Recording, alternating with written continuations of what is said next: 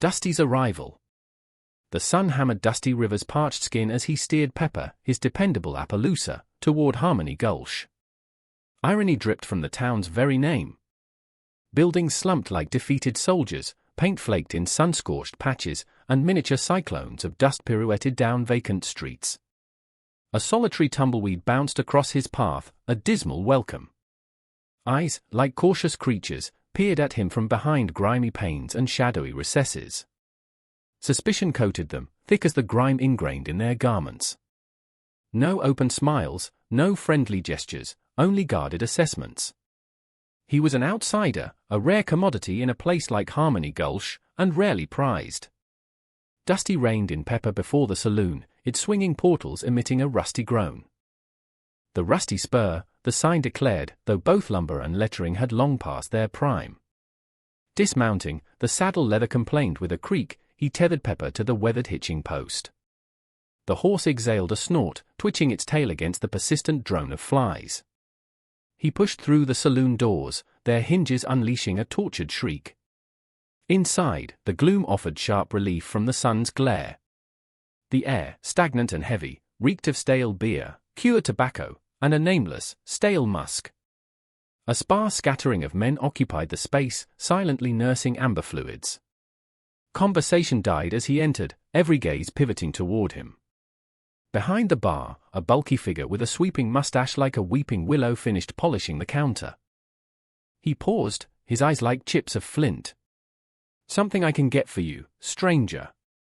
"Whiskey," Dusty rasped, his voice sandpapered by the trail. He chose a stool with deliberate care, placing his back against the wall for a comprehensive view of the room. The bartender poured a generous measure, the liquor shimmering like liquid topaz. Dusty downed it in one go, the potent spirit searing its way down. He slammed the empty glass on the counter. "Another." As the bartender refilled his glass, Dusty noticed a young woman tucked away in a shadowy booth. Her face was gaunt, her complexion pallid. She clutched a shawl like a shield, her wide eyes reflecting a blend of apprehension and defiance. What misfortune, he wondered, had driven her to this forsaken place? He sipped his whiskey, the warmth leaching into his bones. The silence pressed down, punctuated only by the occasional chink of glass and the murmur of hushed undertones. He felt their stares, a silent weight of unspoken queries. Abruptly, a shard of memory, vivid and lacerating, pierced the liquor's haze. He stood in a field ablaze with wildflowers, sunlight caressing his face, sharing laughter with a woman whose hair shone like spun sunshine. A child's cheerful peal echoed as a small boy pursued fluttering butterflies, his tiny hands reaching. Then, the idyllic vision shattered, replaced by the thunder of gunfire, the sharp tang of cordite, and the soul-wrenching cries that haunted his waking hours. The woman, the boy, erased. Stolen by violence, too soon. He recoiled, the spectral agony of loss tearing at him. A burden he carried constantly, a stark reminder of his failure, his inability to safeguard those he cherished. It was why he wandered, never settling, never allowing intimacy to take root. The risk was too immense. The agony of reliving that loss would be unbearable. He drained his glass, the whiskey offering scant solace against the ache in his soul. He was a wraith, lingering on the fringes, eternally searching for a tranquility that remained elusive. He pushed away from the bar, tossing a silver cartwheel onto the counter. "Keep it." He turned toward the exit, his hand instinctively finding the familiar grip of his cold peacemaker. Nearing the door, he glanced back at the young woman in the booth. Her eyes locked with his, and for an instant, he perceived a fragile spark of hope flickering within their depths. He faltered, a sudden impulse to offer comfort, some semblance of reassurance. But he promptly dismissed it. He was no savior. Merely a shattered man, attempting to outpace his inner demons. He stepped back into the brutal sunlight, dust devils swirling at his heels. He mounted Pepper and spurred him away from Harmony Gulch, leaving behind the wary gazes and suffocating quiet. His destination remained undefined, but remaining was impossible. It always was. The open trail was his sole companion, the endless horizon his sole comfort.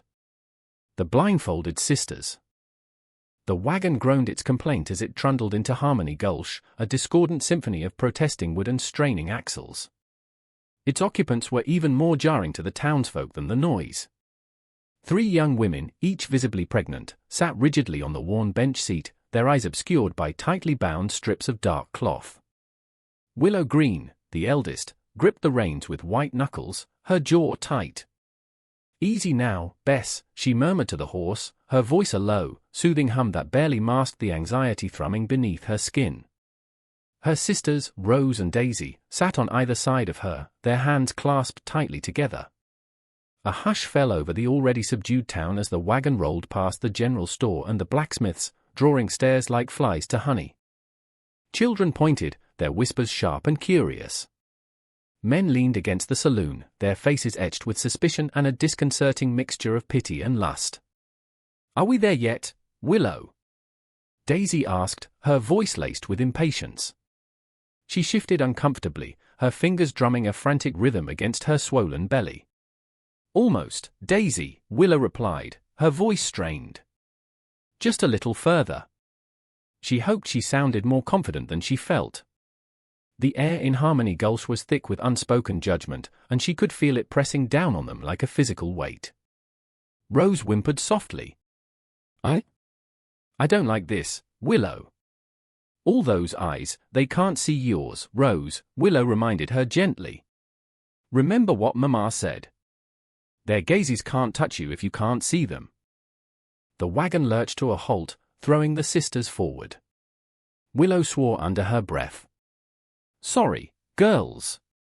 Bess is tired." She wrapped the reins around the brake lever and hopped down, her boot sinking slightly into the dusty street. "Where are we?" Daisy asked, her voice sharper now. "The edge of town," Willow replied, her voice carefully neutral. "Near the livery. There's an empty lot we can camp on for tonight." Guiding her sisters with a hand on their arms, Willow led them off the wagon. The effect was comical and pathetic, 3 blindfolded, pregnant women stumbling along, bumping into each other and anything else that dared to be in their path. A dog barked, startling Rose, who cried out. Dusty Rivers, inside the dimly lit saloon, paused in mid-pour. The acrid smell of whiskey hung heavy in the air, a familiar shroud to his troubled thoughts. He'd been trying to ignore the whispers and stares directed toward the street, but something about the sight of the women snagged his attention. He watched as Willow, her face a mask of determination, navigated her sisters around a pile of discarded lumber. Daisy, ever the firebrand, tripped over a stray rock and nearly fell, cursing loudly. Rose, her face pale, clung to Willow's arm, trembling. There was something about their vulnerability, their strange, unsettling blindness, that tugged at something deep within him. He knew what it was to be adrift, unwelcome, and burdened by invisible chains. He took another swig of whiskey, trying to drown the flicker of empathy before it could ignite into something more. "Freaks," someone muttered from a nearby table. "Ought to be run out of town." Dusty's hand tightened around his glass. He didn't say anything, didn't react, but his eyes narrowed as he continued to watch the sisters. Willow, having managed to guide her sisters to the empty lot, began unpacking the wagon. Daisy, still fuming from her near fall, stomped around the perimeter, her hands outstretched, trying to get a feel for their surroundings. Rose sat huddled on a blanket, her face buried in her knees. The sun beat down mercilessly, turning the dusty lot into an oven. Willow wiped the sweat from her brow, her gaze scanning the faces of the onlookers. She knew they were being judged, scrutinized, and she braced herself for whatever was to come. Dusty watched, his expression unreadable, as Willow pulled a worn, wooden flute from her bag. She lifted it to her lips and began to play. The melody was simple, haunting, and filled with a deep, aching sorrow. It drifted through the dusty streets of Harmony Gulch, silencing the whispers and momentarily captivating even the most hardened hearts. And as the music hung in the air, Dusty Rivers found himself wondering just who these strange, blindfolded sisters were, and what secrets they carried with them. Whispers in the wind. Dust devils danced around Willow's boots as she steered her sisters toward the livery. The initial quiet of their arrival splintered at their passing, morphing into a chorus of murmurs that chased them like restless spirits. Inside Jebediah's, Mrs. Higgins, whose gossip rivaled her nimble knitting, held court. "Blind as bats, I'm telling you. All three. And swelling with child. What sort of decent woman?" Her words dissolved into disapproval as her gaze, sharp as a hawk's, followed the sisters' progress. "Touched, maybe," piped up young Timmy, Jebediah's son, his eyes wide with morbid fascination. "Touched or tainted, they spell trouble," declared Silas, a weathered prospector whose long years had bred suspicion. He punctuated his grim forecast with a jet of tobacco juice that landed with a wet smack in the spittoon. Mayor Thompson, perpetually damp beneath his collar, flapped a handkerchief, attempting to dampen the escalating conjecture. "Now, folks, let's not get ahead of ourselves. They're likely just transients." Harmony Gulch hadn't much experience with enigma, especially not delivered in triplicate and pregnant. The whispers, once loosed, proved impossible to corral, leaping from the general store to the blacksmith's clang and fire, then across to the dry goods, gathering speed with each iteration. Were they pariahs? Fugitives? Or something far more sinister, cloaked in innocence? Each retelling layered on intrigue and distrust, transforming the sisters into figures of menace. Rose, her senses amplified, plucked at Willow's sleeve. "They're dissecting us, Willow," she breathed, her voice a tremor. "I feel their eyes like icy needles." Willow squeezed her hand, feigning composure she didn't possess. "Just ignore them, Rose. We'll be fine. Let's get the horses settled and find lodging." Daisy, ever the rebellious spirit, flared. "Ignore them? I'd give them something to truly gawk at. Just point me, Willow." "Daisy, no." Willow hissed, restraining her sister. "A brawl won't help. It will only worsen this." Dusty Rivers, nursing a whiskey in the dim recesses of the saloon, struggled to shut out the rising tide of whispers. The saloon, usually a boisterous refuge, vibrated with hushed speculation and furtive glances. He caught fragments of the chatter, sightless, burdens, eerie melody, and something within him shifted. He generally avoided entanglements, but he sensed a vulnerability radiating from those women, a quiet desperation that echoed his own hidden wounds. Life had schooled him in hardship, he recognized its hallmarks. He detached himself from the wall and moved toward the epicenter of the commotion, his boots muffled on the sawdust floor. He paused near the general store as Mayor Thompson emerged, visibly agitated. "This town has never witnessed anything of this sort," Thompson muttered, more to the buildings than any person. "Blind women, pregnant, appearing from nowhere. What is one to do?" Dusty, typically content to observe, felt a prickle of irritation. These were women, alone and exposed. Surely they deserved a scrap of decency, not this poisonous conjecture. He wasn't sure why, but he couldn't simply stand by and watch them be consumed by the town's escalating paranoia. "Perhaps," Dusty said, his voice a low rumble, "you could try treating them as people." The mayor recoiled, startled by Dusty's sudden presence. He sputtered, "Now, Dusty, I didn't intend." Dusty silenced him with a flick of his wrist. "Just consider it, Mayor." He turned and strode away, the murmur swirling around him, the haunting tune from the saloon clinging to his senses. He sensed that Harmony Gulch was on the cusp of profound alteration. And he, much against his cautious nature, was beginning to suspect he'd play a role in the unfolding narrative. Beneath a vulnerable sky, dust devils swirled around Daisy's boots as she lurched forward, hand outstretched, brow knit in fierce concentration. From the shadowed sanctuary of the saloon porch, Dusty observed her perilous dance near the drainage ditch bisecting Main Street. An old, unwelcome tension gripped his gut, a ghost of feelings long buried. He'd spent years building walls around his heart, yet the sight of her struggle sent his hand instinctively toward the rifle, a gesture as futile as it was telling. "Daisy, watch yourself!" Willow's anxious cry sliced through the heavy afternoon air. Daisy froze, her breath catching in ragged gasps. "Nearly kissed the dirt. This blasted ground's a menace." Dusty watched Willow gently guide her sister towards safer ground, her movements careful, deliberate. He couldn't miss the lines of worry etched on Willow's face, the constant vigilance as she tried to compensate for her sister's impairments. Her burgeoning pregnancy softened the lines of her worn dress. He wondered when the child was due, and what future it, and its mother, could possibly carve out in a town so quick to judge. Near the livery stable, Rose sat perched on an overturned crate, charcoal dancing across parchment. He couldn't discern her subject, but her complete absorption was palpable. Her head cocked, as if decoding whispers on the wind, translating them into tangible form. Something tightened in Dusty's throat. He recognized that intensity, that burning need to wrest beauty from the harsh reality surrounding them. He knew it intimately. Pushing away from the porch, the aged wood protesting beneath his weight, he resolved to act. He couldn't remain a passive observer to their struggles. He owed them something, though the debt remained undefined. Inside Mrs. Abernathy's general store, the mingled scents of dried legumes and kerosene hung heavy in the air.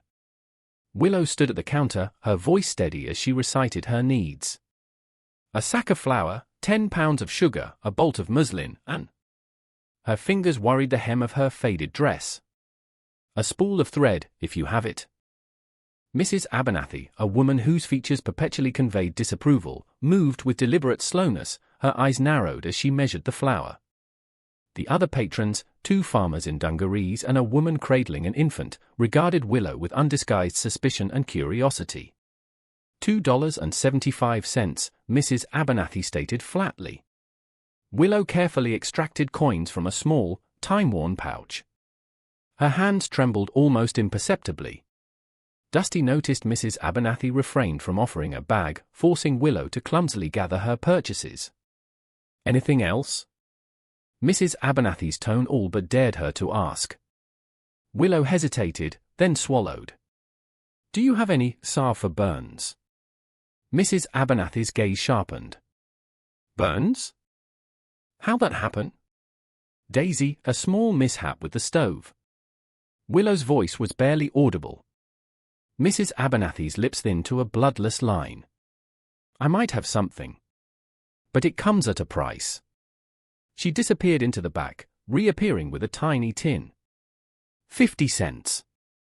Willow's face crumpled slightly. She rummaged in her pouch, her fingers clumsy with desperation. She came up short. I haven't enough. The silence in the store was suffocating, broken only by the infant's gurgling. A surge of protectiveness, a fierce heat he hadn't felt in an age, coursed through Dusty. He began to move, his hand dipping toward his coin purse. But before he could intervene, Willow spoke, her voice imbued with a quiet strength. Thank you kindly, We'll manage. She turned, struggling to balance the flour, sugar, and muslin in her arms. Dusty stayed back, concealed in the shadows, as she rejoined her sisters. Rose immediately relieved her of some of the weight, while Daisy, despite her own limitations, offered words of comfort. They stood there, vulnerable beneath the indifferent expanse of the sky. And something long dormant within Dusty Rivers refused to let them face it alone. The dust devil's fury. The atmosphere curdled. Not the gentle breath of approaching night, but a heavy, oppressive weight that prickled beneath the skin. The sun, moments ago a radiant beacon, bled into a jaundiced yellow, then vanished as if swallowed whole. A mournful bellow, akin to a mortally wounded creature, resonated from the south, a sound that rattled fillings. Willow froze, palm outstretched, registering the alteration. Rose? Daisy? Stay where I can see you. The steadiness she usually projected wavered. Something's brewing. Daisy's scoff held none of its usual bite. Just a sand devil, Willow. You fret too much. Despite the words, she sidled closer, fingers interlacing with Rose's. Rose whimpered, her voice thin. I hate it. It smells mean. She clutched the familiar smoothness of a pocket stone, tracing its outline for solace. Dusty, slouched against the bleached timbers of the general store's porch, surveyed the sky. He'd weathered sandstorms before, knew their viciousness. This felt different, weighted, infused with a spite he couldn't articulate. The townsfolk, initially absorbed in their daily routines, began to stir, casual conversations replaced by anxious glances toward the encroaching darkness. Old Man Hemlock, normally holding court on the saloon bench, hobbled indoors, mumbling about divine retribution. The wind intensified, lashing hair across faces, leaving a raw sting on bare skin. Shopkeepers hastened to secure their establishments. Children, moments before lost in the joy of street games, were snatched up by frantic mothers and hustled inside. A dog's lament echoed, a drawn-out wail devoured by the increasingly voracious wind. "We need shelter," Dusty shouted, his words almost lost in the mounting din. He pushed away from the post, heading toward the sisters. Worry widened Willow's eyes. "Where?" "The house is too far to reach now." Dusty's gaze swept the street. The general store offered the only immediate refuge, but doubt gnawed at him. He remembered the dismissive stares, the muttered slurs. Could he subject them to that again, even for safety? The choice was wrestled from him. A violent gust, a sudden, ravenous thing, roared through the street, tearing signs from their mountings and sending loose debris spiraling.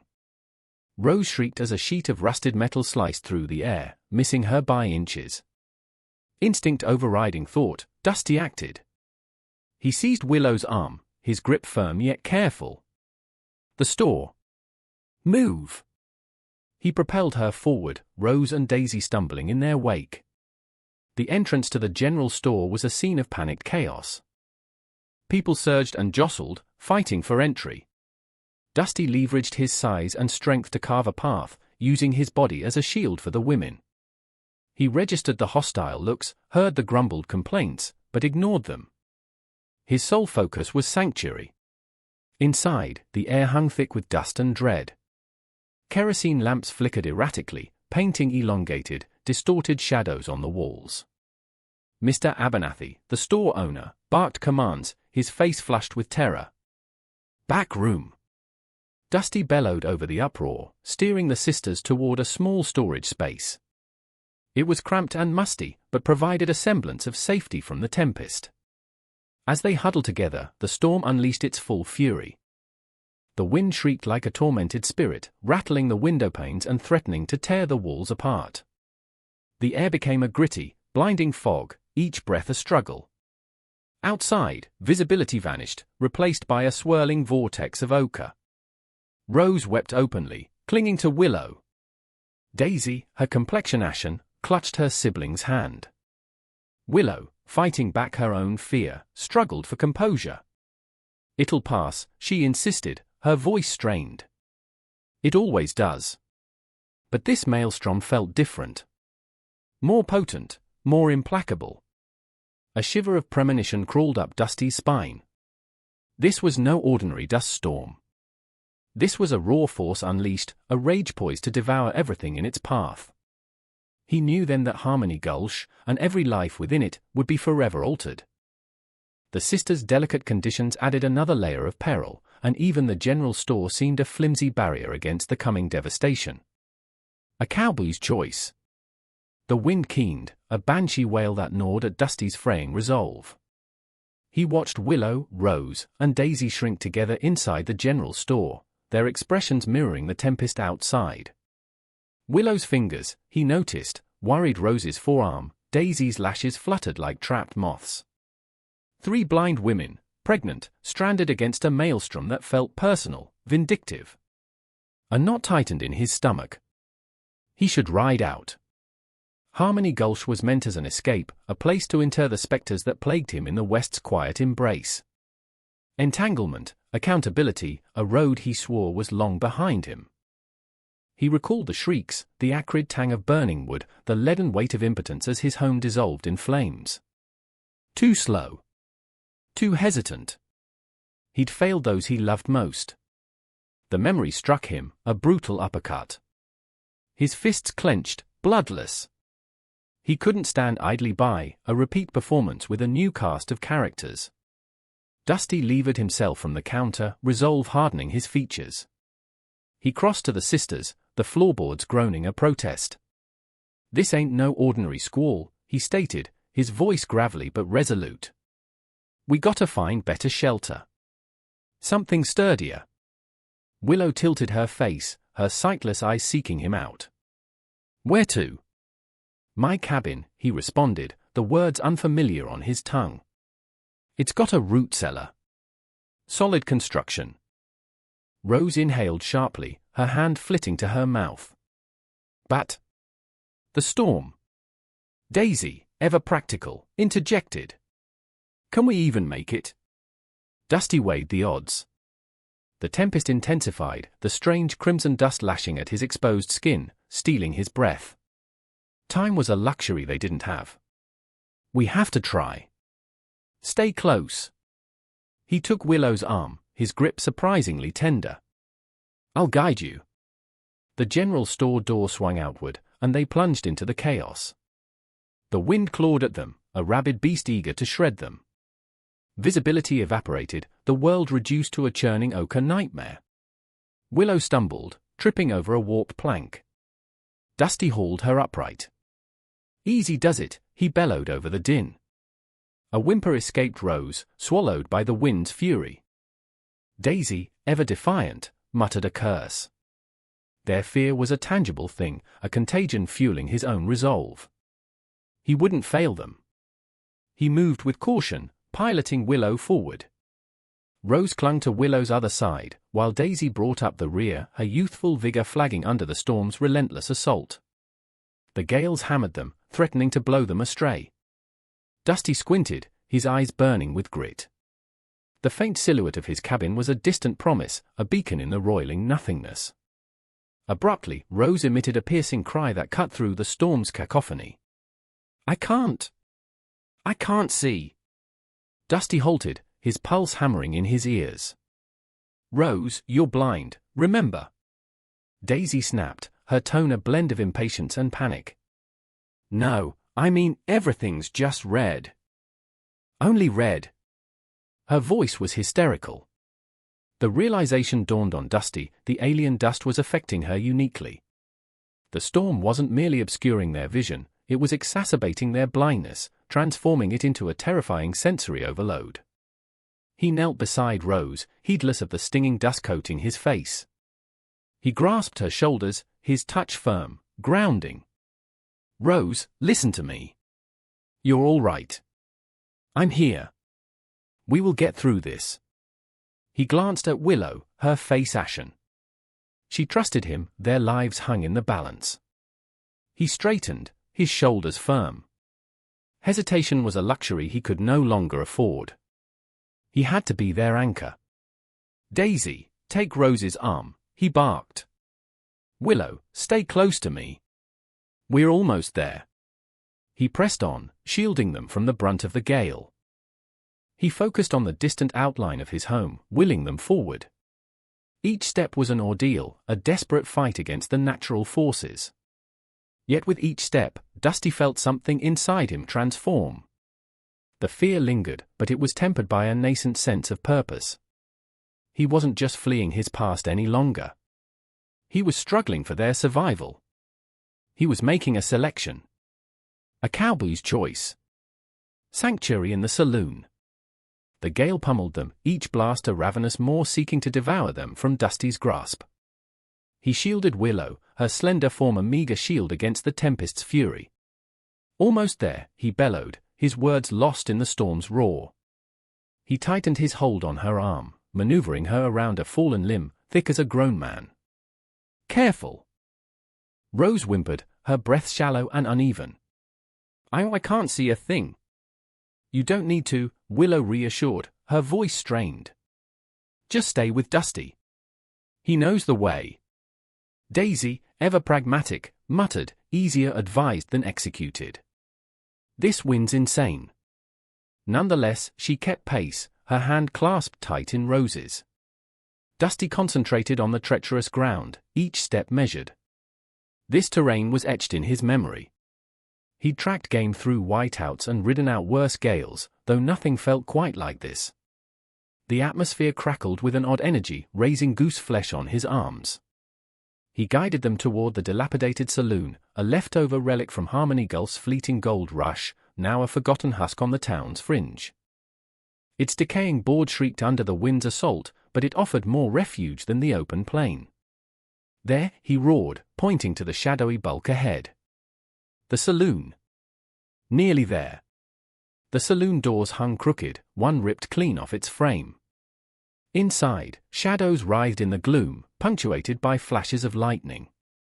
The air reeked of mildewed timber and shattered dreams. Dusty ushered them inside, scattering shards of glass and splintered wood. The roof leaked generously, but the solid walls offered a modicum of protection from the raging wind. "Stay close," he commanded, his voice echoing in the vast, empty space. He led them to a relatively dry corner, away from the worst of the drafts. Willow collapsed onto a dusty crate, her face drained of color. Rose nestled beside her, shivering uncontrollably.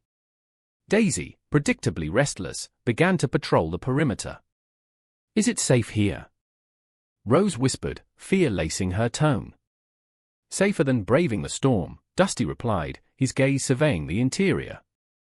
"The roof's compromised, but the walls are sturdy." He discovered a reasonably clean rag behind the dusty bar and dampened it in rainwater pooled in a shattered whiskey barrel. He wrung it out and offered it to Willow. "Here. Wipe your face." Willow accepted it with a grateful nod, then passed it to Rose, who dabbed at her eyes. "Water," Daisy declared, her voice abrupt. "We need water desperately." Dusty's eyes darted around. "The barrel has some rainwater." "Not ideal, but better than nothing." He found a chipped mug behind the bar and gingerly scooped out some of the collected liquid. He offered it to Daisy first. She took a hesitant sip, then winced. "Tastes like earth." "Because it is," Dusty said flatly. "But it'll stave off dehydration." He refilled the mug and offered it to Rose, then Willow. He watched them drink, a frown etching itself onto his forehead. The ordeal was taking its toll, and the whatever had taken hold of Willow out in the field. "Rest," he instructed. "I'll scrounge for something to start a fire." He sifted through the wreckage, unearthing a few scraps of wood and some tattered newspapers. It might be insufficient, but it was worth trying. He needed to warm them up. As he worked, he couldn't dismiss the feeling that they were sheltering from more than just a weather event. A deeper, more sinister element was at play. He glanced at the sisters, huddled together in the dim light. They were his responsibility now. And he wouldn't abandon them. Not after all this. The newspapers ignited swiftly, and soon a small fire danced in the saloon's hearth, casting flickering patterns on the walls. The heat was minimal, yet it offered a small measure of solace. The wind persisted its howling symphony, but inside the saloon, a fragile haven had taken shape. Willow observed Dusty, her expression inscrutable. The dancing firelight illuminated her face, emphasizing the resolve in her jaw, the anxiety in her gaze. She barely knew this man, but at this moment, he was all they had. She prayed, with fervent intensity, that he would be enough. Secrets in the storm. The wind screamed like a tormented spirit, buffeting the saloon, its boarded windows shuddering in protest. Miniature cyclones of dust waltzed across the floorboards, gathering around forgotten settees and the sisters clinging to each other near the defunct hearth. The tempest raged unabated, each blast a fierce reminder of their isolation. Daisy's restless energy filled the room as she wore a track in the warped wood. Just peachy. Stranded in this hovel while a dust devil tries to bury us alive. Rose murmured a calming word, her hands clasped in a gesture of strained composure. Beside her, Willow sat deathly quiet, her usual serene expression replaced by haunted shadows. Dusty, observing her from the shadowy recess of the bar, recognized that look, the indelible mark of profound trauma, etched on those who grapple with an inescapable past. Pushing away from the weathered wood, he approached. "You all right, Willow?" She flinched, those unseeing eyes pivoting in his direction. "Dusty, there's something you need to understand. Something I should have revealed sooner." Daisy froze mid-stride. "Willow, please, not now." "It has to be now, Daisy," Willow insisted, her voice steady despite the subtle tremble in her fingers. "Dusty deserves to know what he's walked into." He took a step closer, every sense heightened. A palpable tension thickened the air, heavy with suppressed dread. Willow inhaled deeply. It began with Silas Blackwood.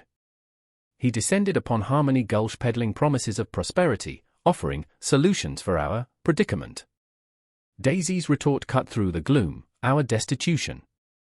Unfazed, Willow continued, he presented himself as a healer, a learned man. He offered us a way to conceive, claiming he could circumvent the biological obstacles we faced. Rose winced, a fleeting grimace of pain fleeting across her features. Dusty recalled the hushed gossip in town, the rumors surrounding the Green sisters' barrenness. But, of course, there was a toll, Willow breathed, her voice barely audible. Blackwood, he delves into forbidden arts. He employed them to alter us, to bestow upon us this ability. Ability. Daisy scoffed. It's a curse, Willow. A damned curse. Willow's eyes remained shut tight, her face a canvas of anguish. He stole our sight. Claimed it was a necessary conduit to channel the required energies. To facilitate the pregnancies. Dusty's brow furrowed.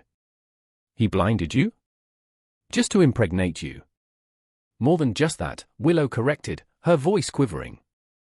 He insisted our children were significant. That they held a power he intends to wield. Rose began to weep softly, cradling her abdomen. He said that they would be his eyes, his link to the tangible world. A chill permeated Dusty's core, a dread far deeper than the storm outside.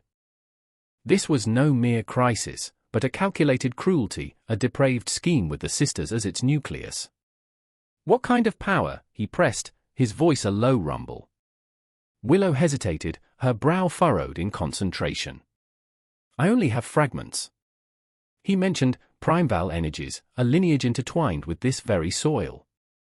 He said our children would be vessels, conduits for his dark magic. Daisy folded her arms, defiance hardening her features. He believes he can control us, exploit our babies for his monstrous rituals. But he's mistaken. We won't let him. The wind shriek intensified, rattling the saloon with renewed vigor. It echoed through the room, a mournful lament that amplified the mounting fear. He's coming, isn't he? Dusty stated, his gaze unwavering as he locked onto Willow's empty stare. That's why you're so afraid. You sense his approach. Willow nodded, tears threatening to spill. The storm, it's more than just atmospheric disturbance. It is him. He harnesses the elements to magnify his power, to cloak his movements. A hot surge of protectiveness, unexpected and fierce, coursed through Dusty. He barely knew these women. But he wouldn't stand idly by and allow them to be pawns, manipulated and subjugated by some sorcerer drunk on power. Then we prepare for him, Dusty declared, his voice resolute. We discover how to fight. He scanned the sisters, their faces pale and exposed in the wavering lamplight. Sightless, burdened with child, and terrified. Yet beneath the fear, he perceived a spark of defiance, a stubborn flicker of hope refusing to be extinguished. Tell me everything, he commanded, his gaze meeting Willow's unseeing eyes. Everything you know about Silas Blackwood and this curse. Shadows on the horizon. The wind still howled, but its fury was diminishing, the swirling dust slowly settling like a disturbed snow globe finding stillness. Through the grimy windows of the general store, a bruised, purple sky began to peek through the dissipating ochre haze. A deceptive calm descended, a shallow breath before another plunge. Willow, her hand still gripping Dusty's arm, tilted her head. It's less. I can feel it. Rose, huddled beside her, shivered despite the relative warmth of the store. Is it truly ending, Willow? Or just waiting? Her voice, usually a soft melody, was strained with fear. Daisy, ever the pragmatist, scoffed. Waiting for what? For us to braid each other's hair and sing lullabies? Blackwood's not going to send a telegram announcing his arrival, Rose. He'll just be here. She crossed her arms, her jaw set in a defiant line. Dusty released himself from Willow's grip, moving to the window. He wiped away a stubborn layer of grime, peering into the murky distance. The light was poor, casting long, distorted shadows. At first, he saw nothing but the ravaged landscape, the scattered debris of Harmony Gulch's brief stand against the storm. Then, he saw them. Figures. Just on the edge of what was visible, where the dying storm met the horizon. They were indistinct, blurred by the remaining dust, but there was something undeniably unnatural about their posture, their movement. They weren't walking like men. They were gliding. Skittering. Like spiders on two legs. A knot tightened in Dusty's gut.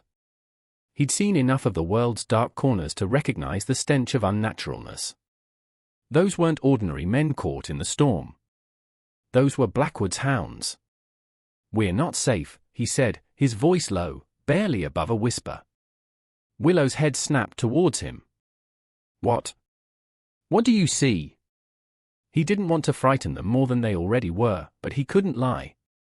"Not now." "Figures. On the outskirts. Moving this way. They're unnatural. Not human." Rose gasped, clutching Willow's arm. Daisy, despite her bravado, paled. "How many?" Willow asked, her voice trembling slightly, but still laced with steel. Dusty strained his eyes, trying to pierce the gloom. "Hard to tell. 3, maybe 4. Could be more hidden behind the dust." He turned away from the window, his gaze sweeping across the interior of the general store. It was a pitiful fortress. Shelves overturned, goods scattered, windows cracked. They were trapped. "We need to move," he said, his voice firm. "This place won't hold him." "Move where?" Daisy demanded, her voice laced with panic. "The storm, it's still out there." "Safer than staying here, waiting to be caught," Dusty replied, his eyes meeting Willow's. He saw the fear in her face, but also a flicker of resolve. "Where can we go?" Willow asked, her voice softer now, relying on Dusty's experience. He thought for a moment, running through the meager options. The mine was too far, too exposed. The church was in ruins. There was only one place. "The old root cellar," he said. "It's reinforced. Hidden. It's our best chance." Willow nodded, her grip tightening on Rose's hand. "Then let's go. Now." The sisters moved with a surprising efficiency, born of necessity. Willow, despite her blindness, navigated the debris-strewn aisles with a practiced grace, guiding Rose and Daisy. Dusty grabbed a heavy axe from behind the counter, his hand instinctively finding its familiar weight. He would need it. He felt sure of that. As they reached the back door of the store, Dusty paused, peering back through the window. The figures were closer now, their forms becoming more defined as the dust continued to settle. He could see the grotesque angles of their limbs, the unnatural way they moved, the glint of something metallic in their hands. Blackwood was coming. And his shadows were already upon them. A town united. Dusty burst from the saloon doors, the smoky haze clinging to his clothes like a shroud. The wind, though diminished, still howled a mournful tune through Harmony Gulch, carrying with it the scent of damp earth and fear. He scanned the faces gathered on the boardwalk, etched with worry and a familiar, unsettling apathy. "Listen up." Dusty's voice, rough from disuse and the grit of the storm, cut through the murmurs. "Blackwood's coming. He's got men, and things, with him." A ripple of unease spread through the crowd. Old Man Hemlock, the barber, spat a stream of tobacco juice. "Blackwood? What's he want now?" "He already bleeds this town dry." "He wants the Green Sisters," Dusty said, his gaze unwavering. "He thinks they have something he needs." A collective gasp. Murmurs turned to outright dissent. "The Green Sisters? What trouble have they stirred up now?" someone yelled from the back. Dusty stepped forward, his hand resting on the butt of his revolver, though not in a threatening manner. "They haven't done anything. They're blind, they're pregnant, and they're scared. And they need our help." Silence descended, heavy and thick. He could feel their skepticism, their ingrained distrust of outsiders, even those as vulnerable as the Green Sisters. "Why should we stick our necks out for them?" a woman's voice called out. "They ain't our kin." Dusty's jaw tightened. He hated this part, the pleading, the arguing. But he knew, deep down, that he couldn't just stand by and watch. Because, he said, his voice gaining strength, they're people. And because this town, this community, is supposed to be about something more than just scraping by. Blackwood, he doesn't care about Harmony Gulch. He only cares about what he can take. He looked directly at Jebediah, the blacksmith, a man whose strength was matched only by his stubbornness. "Remember when your forge burned down, Jeb? Who helped you rebuild?" "This town did. We pulled together. Are we just going to let Blackwood waltz in here and take what he wants, terrorize whoever he pleases?" Jebediah shifted uncomfortably, his gaze flickering from Dusty to the ground. Rose, who had been peeking from behind the partly open door of the root cellar, whimpered. Dusty turned his attention to the others. "I know things are hard. I know Blackwood's got a hold on this town. But we can't let fear dictate our lives. We have to stand up for what's right." He paused, his gaze softening as he remembered Willow's quiet strength, Daisy's fierce loyalty, Rose's gentle heart. These sisters, they deserve a chance. They deserve our protection. He saw doubt warring with something else in their eyes, a flicker of hope, a spark of decency. He pressed on, "I'm not asking you to fight Blackwood's battles. I'm asking you to help me get these women to safety. Just a few hours of your time, that's all. Help me get them further than the root cellar." The silence stretched, agonizing. Then, a voice, hesitant but clear, broke through. It was Martha, the baker, a woman known for her quiet kindness. I can help. I have blankets, and some food." A murmur of agreement rippled through the crowd. Jebediah straightened his shoulders. "I can reinforce the wagon. Make it harder for them to follow." One by one, others stepped forward. The barkeep offered whiskey and bandages. A farmer volunteered his mule team. Even Old Man Hemlock grudgingly offered his hunting rifle. Dusty felt a surge of something he hadn't felt in years, hope. He nodded, a grim smile tugging at his lips. "All right then. Let's get to work. Time's wasting." He looked back at the door of the root cellar. "Willow. We've got help." The door creaked open further, and Willow emerged, her face pale but determined. Rose and Daisy peeked out from behind her, their eyes wide with a mixture of fear and gratitude. "Thank you," Willow said, her voice trembling slightly. "Thank you all." Dusty knew the fight was far from over. Blackwood was still coming. But as he watched the townsfolk of Harmony Gulch, once fractured and fearful, now working together, a sense of grim determination settled over him.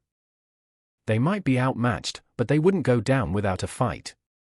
Harmony Gulch, for the first time in a long time, felt like a town united. Birth amidst the storm. The grit-laden wind shrieked like a tormented spirit, battering the hasty defenses Ezra had thrown up around the saloon's windows. Inside, the air hung heavy with a miasma of sweat, raw dread, and something deeper, a primal urgency. A scream, torn from Rose's throat, shattered the tense quiet, a feral sound that prickled the skin on Dusty's back. "It's coming, Willow," Rose choked out, her features twisted with torment, tears etching paths through the grime coating her face. "The baby, it's happening now."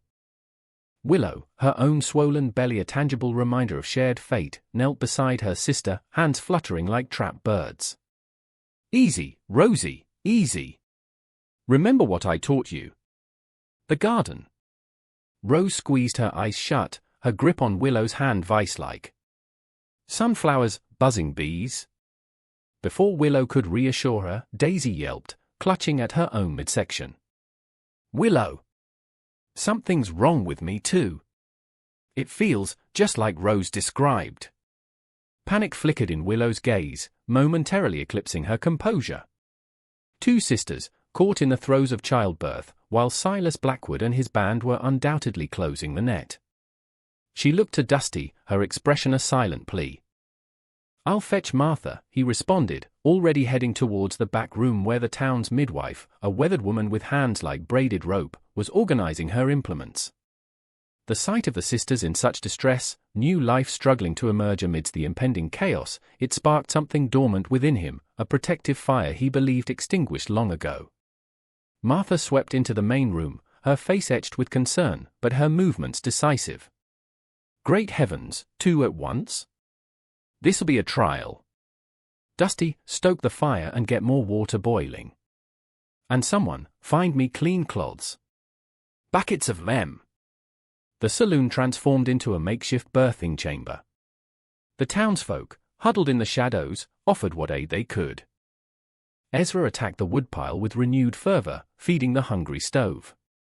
Maisie, the baker's wife, ripped strips from old sheets with surprising strength. Even grizzled Jebediah, more accustomed to nursing whiskey at the bar, grumbled words of encouragement. Dusty knelt beside Rose, attempting to provide solace. "Rose, keep your eyes on me. Concentrate on your breath. Picture something beautiful, far away from here." Rose's brow furrowed, her eyes squeezed shut. "The creek," she gasped, her voice ragged. "The one with the willows, the fireflies," another shriek erupted, raw and visceral. Dusty felt a wave of helplessness wash over him, a chilling echo of past failures. He had been unable to safeguard those he cherished before. He couldn't fail these women. Daisy, meanwhile, unleashed a torrent of colorful curses, her usual swagger cracking under the onslaught of pain. "This is all Blackwood's doing. That low down." Willow, despite her own mounting anxiety, attempted to calm her. "Daisy, easy now. Conserve your energy. Think of the babe. Imagine holding it close." Daisy wheezed. "You think it's a girl?" "Doesn't matter a whit," Willow stated firmly. "Girl or boy, it's yours. And we're going to keep it safe." Hours dissolved into a brutal cycle of agony, anxiety, and strained words of encouragement. The gale roared outside, threatening to tear the saloon apart. The sounds of Rose and Daisy's labor intertwined with the hushed voices and muttered prayers of the assembled townsfolk. Dusty felt perspiration trickling down his temples, his muscles throbbing from his frantic errands and attempts to provide comfort. Martha, her face drawn but determined, issued instructions with clipped efficiency. "Bear down, Rose. Bear down. That's it. Just a little more." Then, a new sound cut through the storm, a fragile, wavering cry. Rose collapsed against the makeshift pillows, her face illuminated with exhaustion and burgeoning joy. "It's a girl," Martha declared, cradling a small, wrinkled bundle in her arms. "A beautiful, healthy girl." A collective exhalation of relief rippled through the saloon. But there was no respite.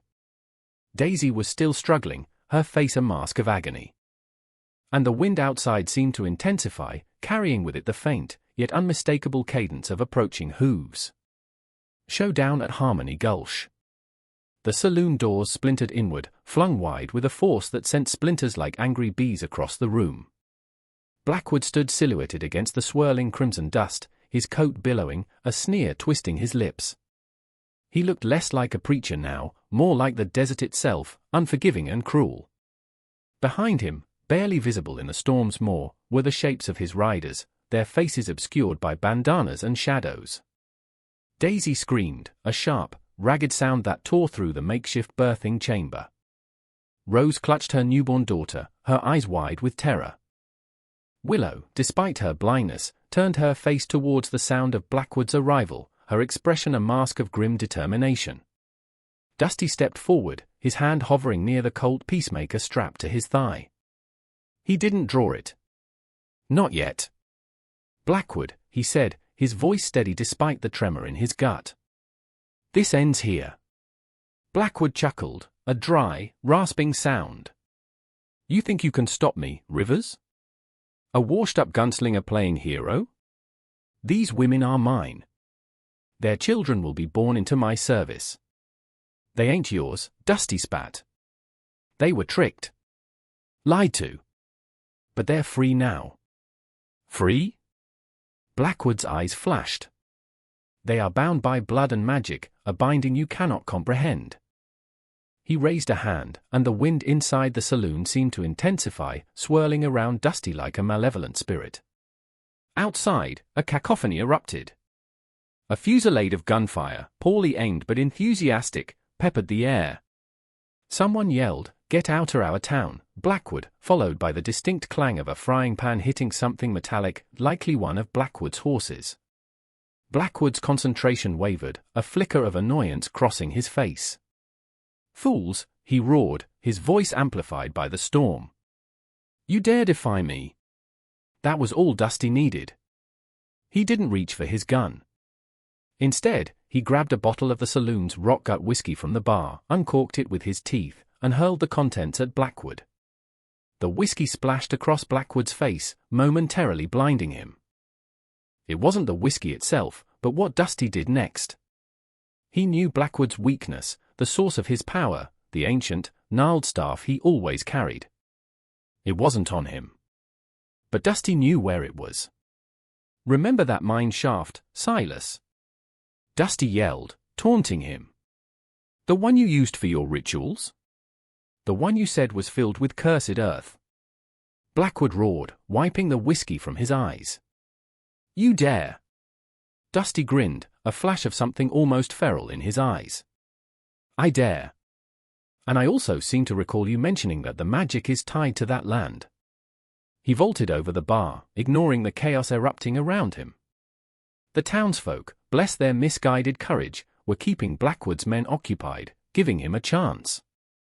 He burst through the back door of the saloon, sprinting towards the old Harmony Gulch mine, the wind and dust whipping at his face. He knew Blackwood would follow. The man's ego wouldn't allow him to be outsmarted. And his need for the staff, that was a powerful motivator. The mine entrance was a gaping maw in the earth, the air around it thick with the smell of dust and decay. Inside, it was pitch black, the only sound the drip, drip, drip of water echoing through the tunnels. He found the staff leaning against a wall near the old ritual site. It was crafted from some dark, twisted wood, pulsing with a faint, malevolent energy. He grabbed it, and a jolt ran through his arm, a whisper of dark power trying to claim him. He resisted, focusing on the image of Rose, Daisy, and Willow, their vulnerability fueling his resolve.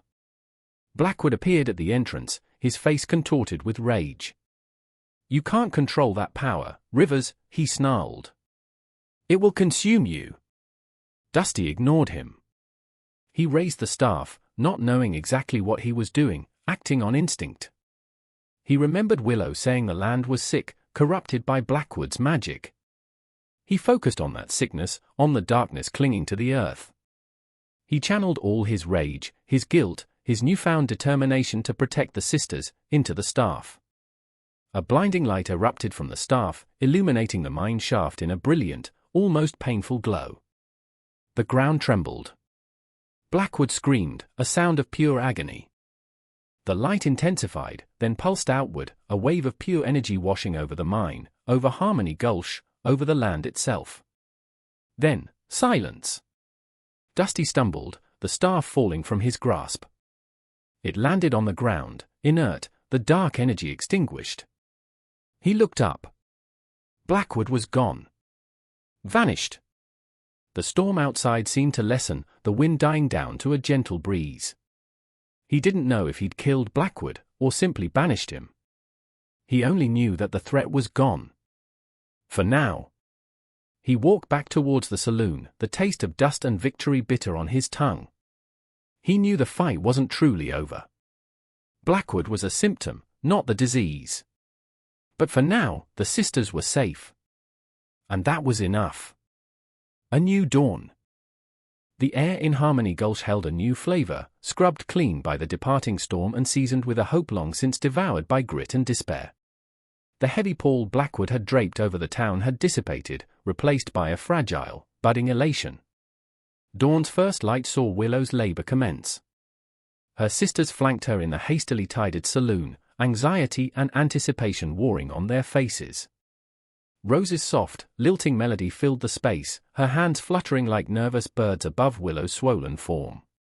Daisy, ever restless, treaded a path in the worn floorboards, murmuring words of encouragement. "Easy now, Willow," Dusty murmured, kneeling beside her.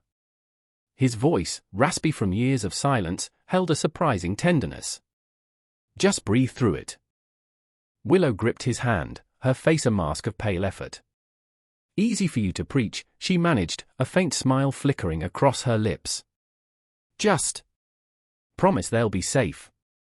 Dusty's gaze was unwavering. "I promise." He wouldn't fail them. Not this time. The ensuing hours dissolved into a relentless cycle of pain and endurance. Rose's humming intensified, a rhythmic guide pulling Willow through each surge. Daisy, despite her initial jitters, discovered a surprising well of competence, fetching cool water, dampening cloths, and offering hushed, steadying words. Dusty remained a bedrock, his quiet strength a silent counterpoint to the tempest of labor. Finally, as the sun climbed to its apex, a cry shattered the air, the unmistakable anthem of new life.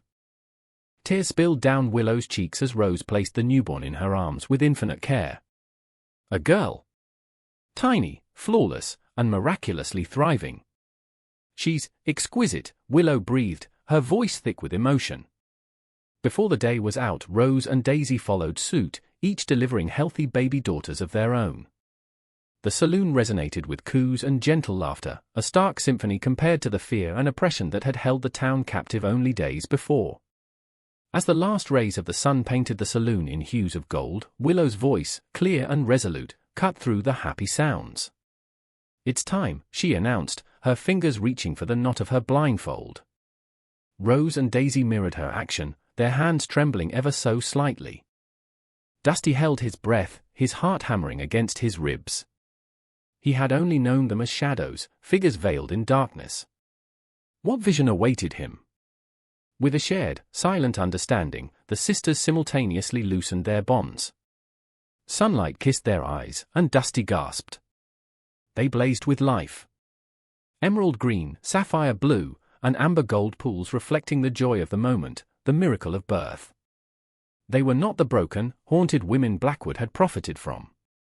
They were mothers, survivors, beacons ignited. Rose's eyes brimmed as she looked upon her daughter.